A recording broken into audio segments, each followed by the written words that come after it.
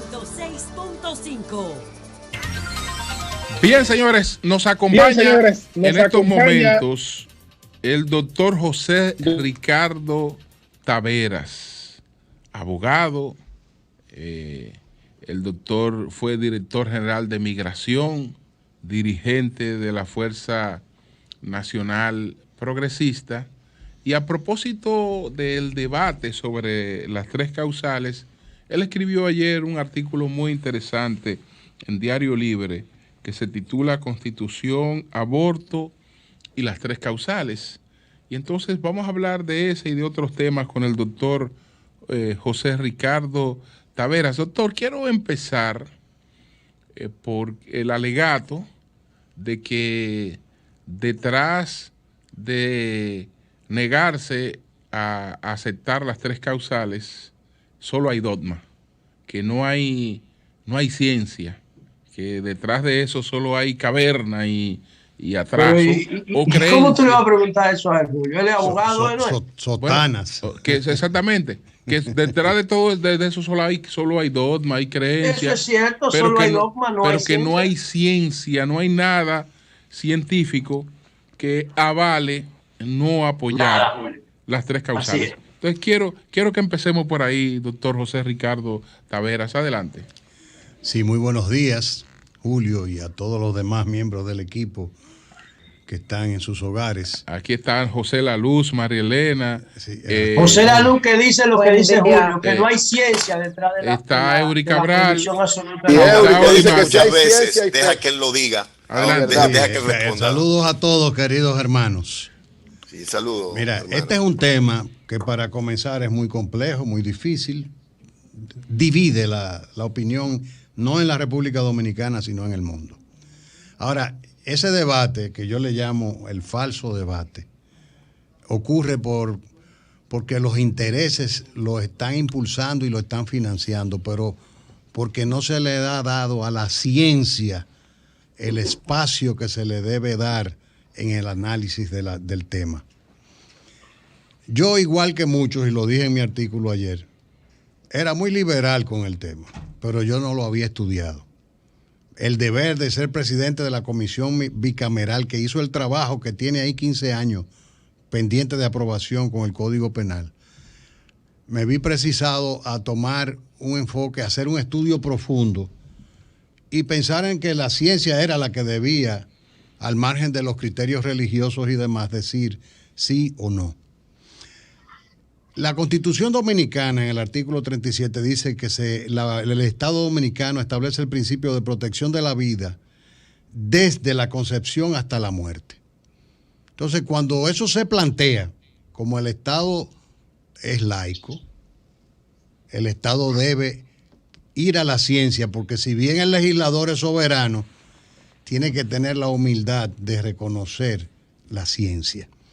Y la ciencia, ¿qué dice? Cuando tú te vas a los más grandes científicos y académicos connotados del mundo de la ginecobstetricia, como el profesor Levin de Francia, pero te vas también al otro extremo, a Samuel Nathanson, que le llamaban el Doctor Muerte. En los años 70, este señor reconoció haber sido autor de más de 60,000 abortos. Y con el descubrimiento del sonógrafo, él siguió profundizando los estudios y llegó a la conclusión científica de la existencia de la vida intrauterina desde el momento de la concepción. Llegó ¿Dónde está ese estudio, decir, doctor? Doctor, ¿dónde se puede encontrar ese estudio? Que voy a cambiar de posición. Lo puedes encontrar en internet, abundan las informaciones sobre Nathanson. Entonces Samuel Nathanson dijo esta frase, después de haber sido el Doctor Muerte. Como científico, yo no creo, yo sé que hay vida desde el momento de la concepción.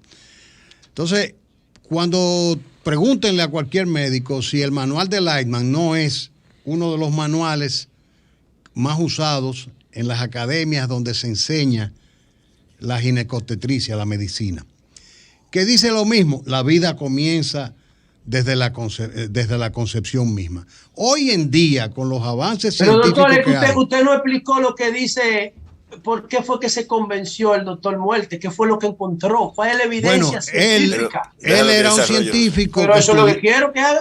Él era un científico que abordaba este tema antes de que la ciencia avanzara. Él dice, es su testimonio, que a partir del sonógrafo, cuando se inventó en los años 70, se comenzaron a hacer ya pruebas con la sonografía. Y él profundizó, a partir de ahí comenzó a profundizar sus estudios y llegó un momento en que se convenció de eso. Pero además, es el desarrollo de la embriología. ¿Qué fue lo que halló ahí? Porque es ese fenómeno de él poder ver el feto. Ese fenómeno de él poder observar visualmente el feto desde el momento mismo. Doctor, es que no hay feto en la concepción, no hay feto. Pero vamos a... No, pero Julio, vamos, que estamos hablando. Ok, pero entonces no va a haber debate, si no hay avance. En la concepción hay un cigoto. Pero si tú me dejas explicar, y ahorita yo te puedo responder porque... Que el cigoto, pero, José, tú expones todos los días... Déjame explicar, José, por favor. Perdón. Déjame explicar. Si tú me dejas explicar, después yo oigo todo lo que tú quieras. Perdón. El cigoto tiene menos categoría de vida que un esperma. Y cada vez que una gente se masturba, mata un paquete de esperma. Entonces también hay que proteger los espermas. Ok. Bueno, yo tengo... Pero después, ahora vamos a permitir que él desarrolle la exposición. Adelante, doctor. Yo lo que yo tengo es la humildad de irme a las fuentes que hablan del desarrollo de la embriología y de los grandes maestros de reconocimiento mundial, y te he citado dos, sobre el tema de la ginecobstetricia y del estudio de la vida intrauterina.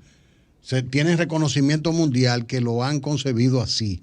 Te estoy diciendo doctor, que el manual de Ladman... antes de que avancemos, usted me diga cuáles fueron los hallazgos del doctor Muerte para construir su testimonio pro vida.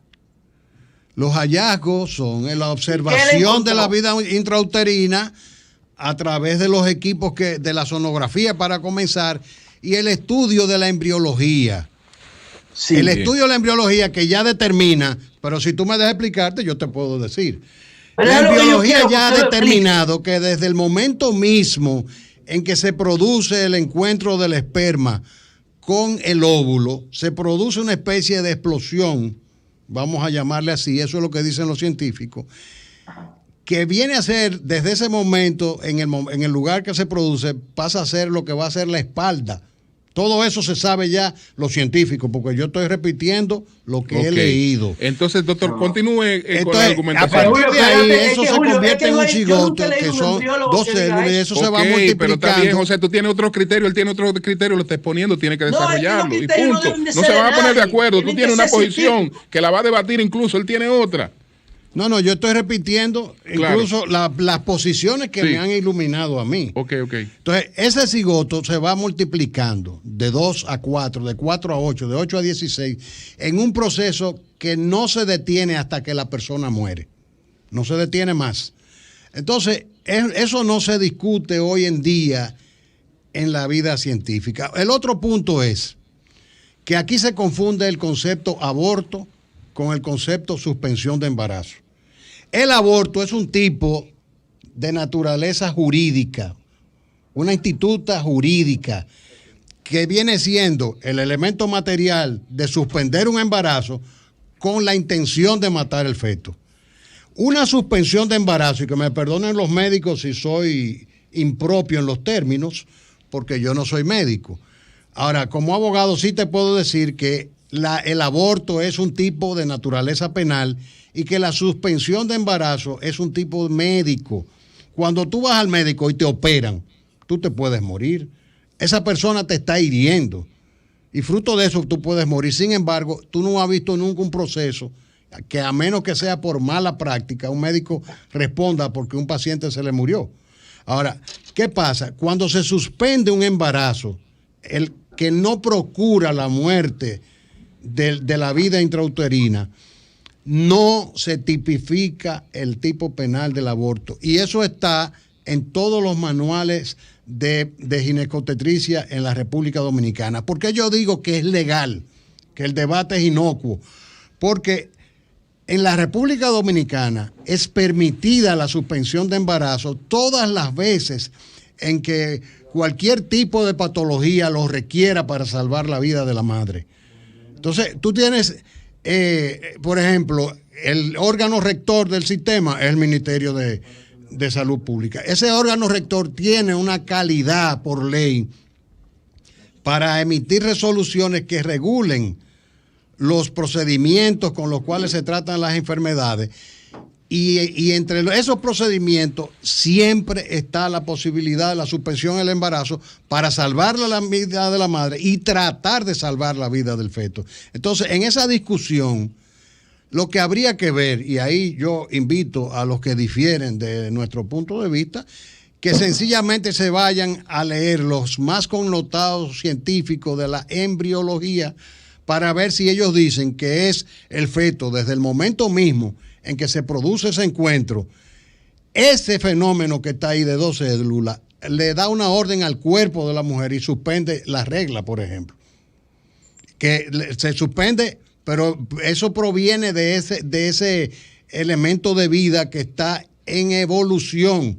Entonces, yo lo que creo es que doctor, al margen del tema religioso, ¿qué tienen que hacer los legisladores? Los legisladores tienen que...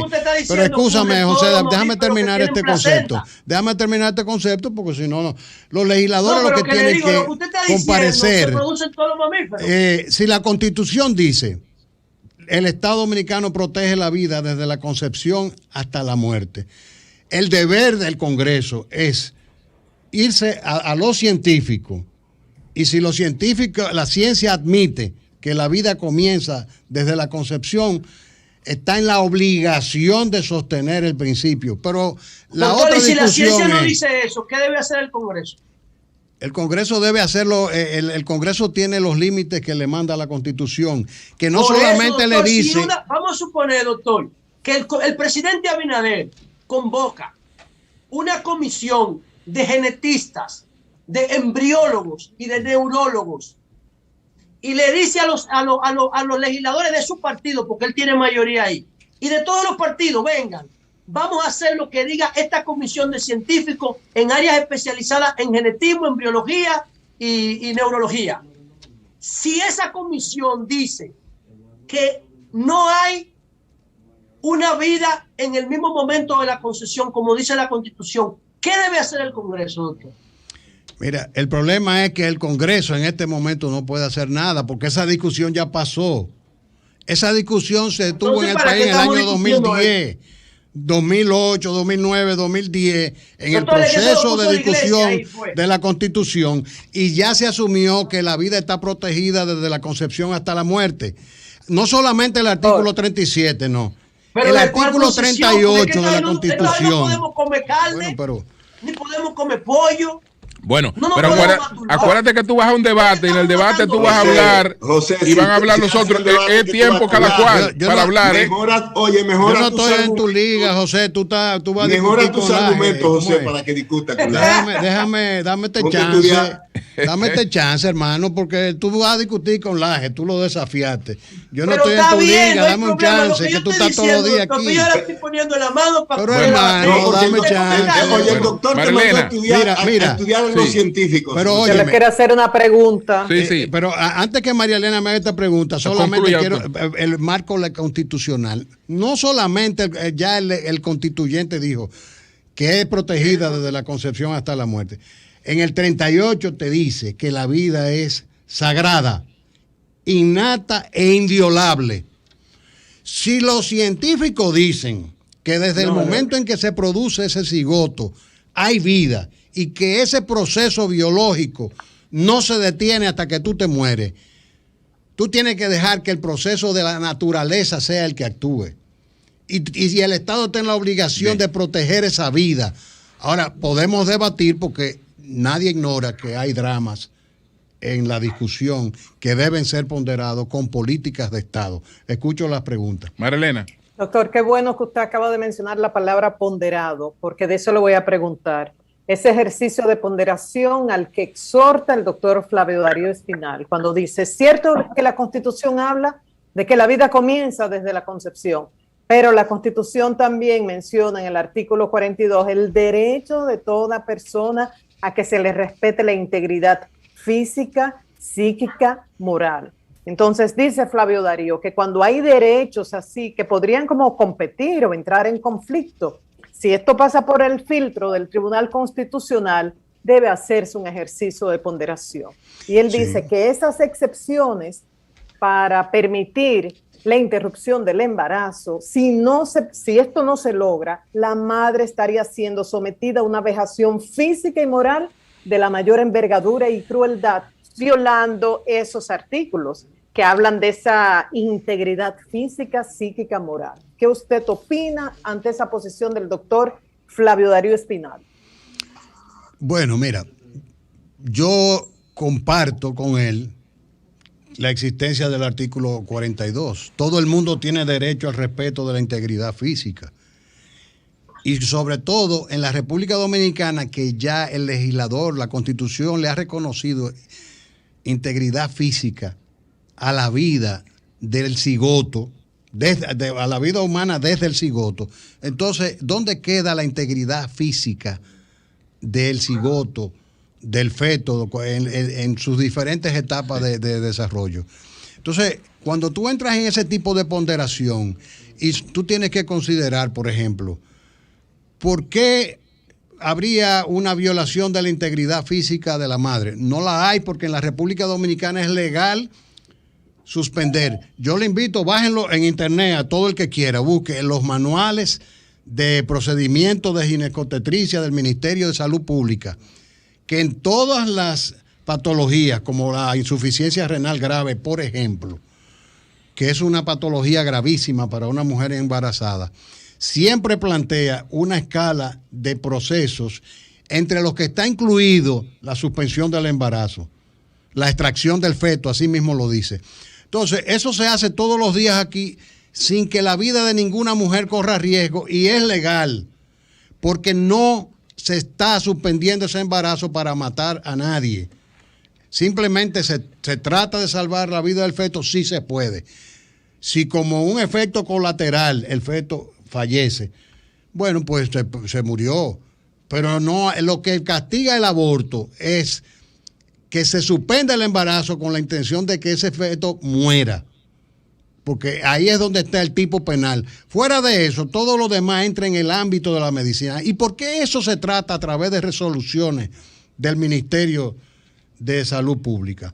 ¿Por qué no puede ser tratado a través de una ley? No debe ser tratado a través de una ley, porque hacer una ley es un proceso muy riguroso, muy complejo, y la ciencia avanza diariamente, y los manuales y protocolos para el tratamiento de patologías de ginecobstetricia, como lo de todas las enfermedades, van cambiando conforme a los avances de la ciencia, y por eso tú ves que hay manuales y se revisan periódicamente conforme avanzan los conocimientos científicos.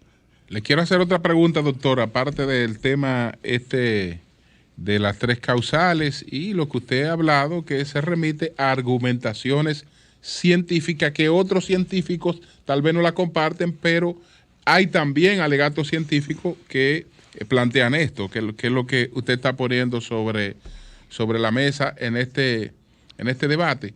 Le quiero preguntar, doctor, por el asunto de Juliana de Guiz.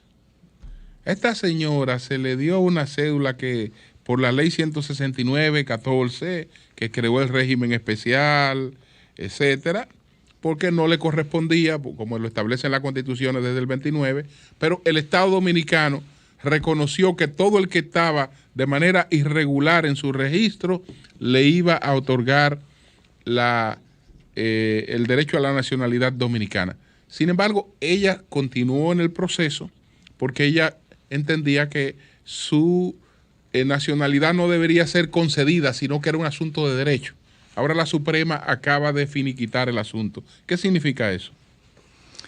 Mira, dame muy brevemente un chancecito solo para terminar el tema anterior, para decir muy brevemente lo siguiente.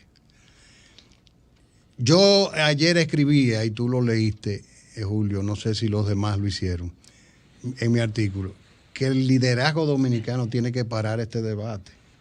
Porque el debate tiene que irse, y es lo que yo considero que es una irresponsabilidad, no al Código Penal, sino que esos grupos deben demandar una reforma constitucional. Porque el Código Penal como ley adjetiva no puede contrariar el criterio, el principio que ha sido sentado constitucionalmente. Y da pena que el liderazgo nacional de todos los niveles voltee la cara, reclaman que se respete la Constitución cuando se trata de los aspectos que conciernen a las disputas por el poder. Pero cuando se trata de otras cosas, entonces pueden voltear la cara.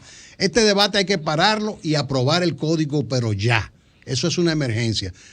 Porque el legislador no puede, a menos que sea en Asamblea Nacional, sujeta incluso a un referéndum por tratarse de un derecho fundamental, variar el criterio consignado en la Constitución. Habiendo dicho esto, paso a hablarte del otro tema. Aquí se ha criticado mucho, y el caso de Juliana de Guiz, que debió morir con la sentencia 168-13. Pero pasa igual que con el debate del aborto, que pierden en la reforma constitucional y entonces quieren imponerla a través de una ley adjetiva. Ya está sentado el precedente, y dicho sea de paso, no fue el Tribunal Constitucional que lo sentó.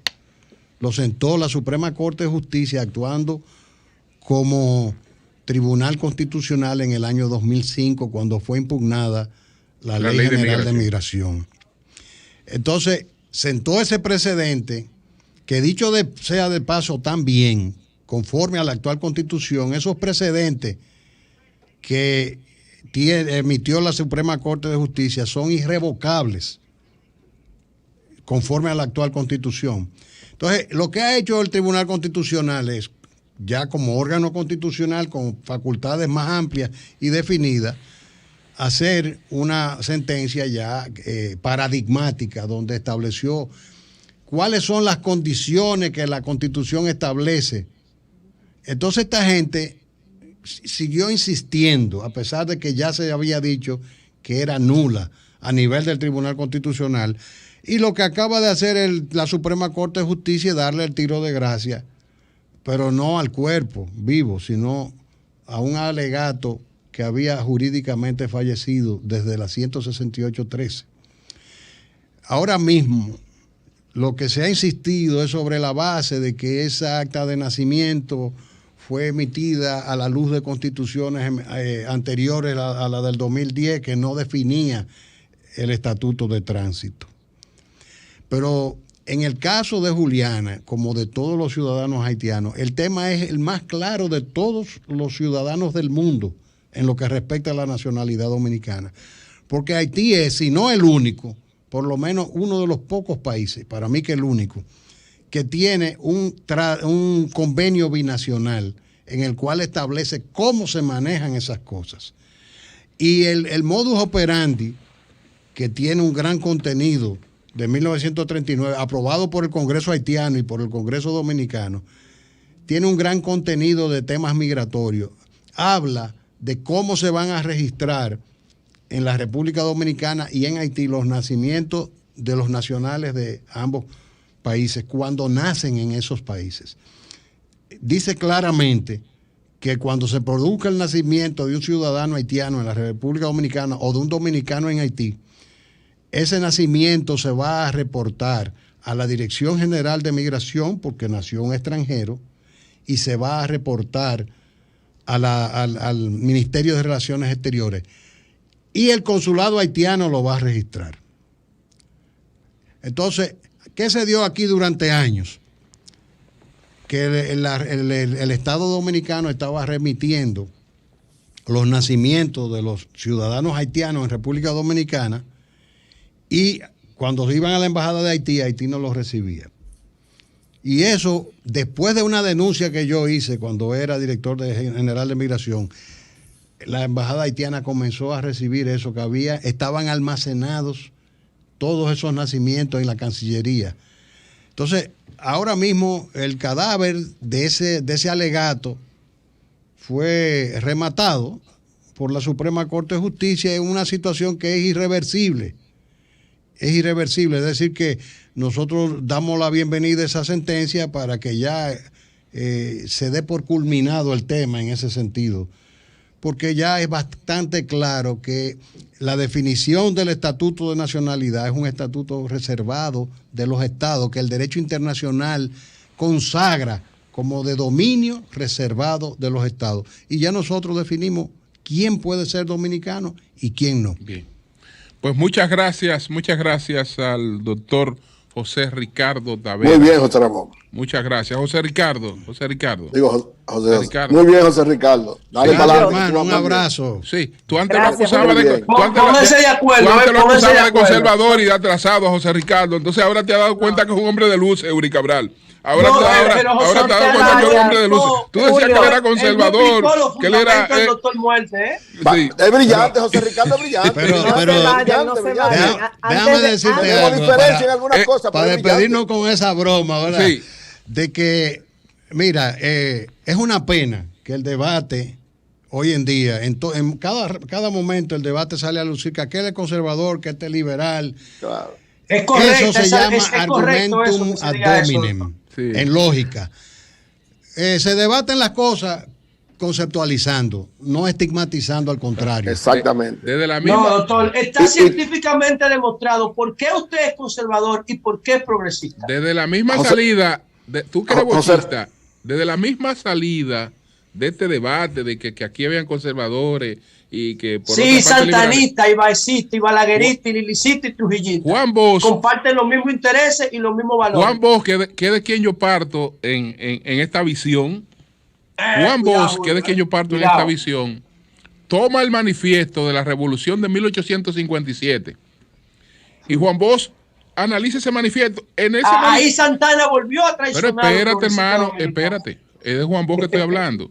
Juan Bosch toma ese manifiesto de 1857 y en ese manifiesto esta gente hablan contra todos los gobiernos corruptos que ha tenido el país, que desde luego incluía principalmente al de Santana y al de Báez. Y se manifiesta... Sí, porque fue un acto de corrupción que generó esa revolución. No fue ningún acto de corrupción. Léete Juan Bosch para ver si fue un acto de corrupción. Entonces, fue un acto de corrupción. Léete Juan Bosch para ver si fue un acto de corrupción. Entonces, ¿qué pasa? En ese manifiesto, que Juan Bosch lo analiza muy bien, esta gente que hace ese manifiesto, que dice, mira, nosotros nos estamos pronunciando contra todos los gobiernos corruptos y ladrones, dice Juan Bosch ahí mismo, pero señores, esta gente 2 semanas después están llamando a Santana. Ellos mismos. Porque es un movimiento táctico. Ningún movimiento táctico. Por lo mismo que Lionel llamó a Balaguer. ¿Tú sabes por qué lo estaban llamando? Porque lo que tú llamas que fue una acción corrupta. Lo que tú llamas. Un movimiento táctico, no estratégico, Julio. Ok, pero lo que tú llamas que fue una acción corrupta, ¿tú sabes qué fue? Fue una monetización que le explica muy bien Juan Bosch, y tú eres bochista. La explica muy bien Juan Bosch. Una monetización que favorecía fundamentalmente a los cosecheros de tabaco. Pero como esa maldita burguesía quería seguir comprando con vale y no con dinero, se opuso a la medida de vale. Eso lo explica Juan Bosch. Es Juan Bosch que explica eso. Entonces, sí, pero Juan Bosch no justifica a Santana. No lo justifica.